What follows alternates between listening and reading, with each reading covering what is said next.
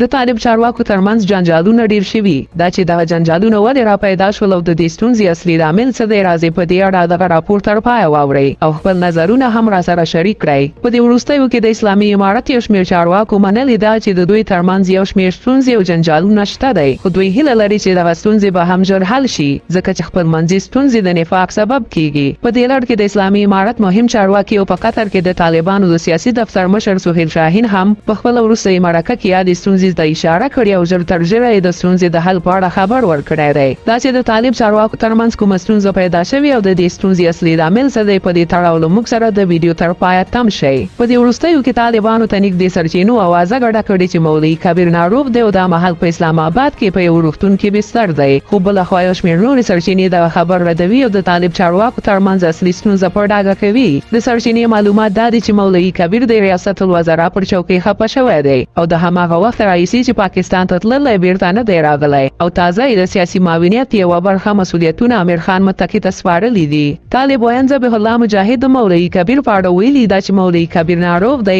نو په موقتي ډول د کورني او بهرني سیاست د تنظیم چارې ښاغلي متقي ته سپارل کیږي. څه موده وړاندې مولوي کبیر د رئیس الوزرا ملا محمد حسن اخوند پر ځای د دغه ریاست چارې پر مخ وړلې ځکه چې نوموړی ناروغ و او کله چې ورغېد به بیرته راستون شو نو له مولوي کبیر د یاد ریاست چارې بیرته واخیستې. سرچینې دا هم وایي چې ښایي د ځینو طالب چارواکو په دندو کې هم بدلونونه واقع شي چې د مخې شیر محمد عباس ستانکزی به د بهرنیو چارو سرپرست وزیر او امیر خان متقي به د رئیس الوزرا د سیاسي معاون په حیث دندې ترسره کړي.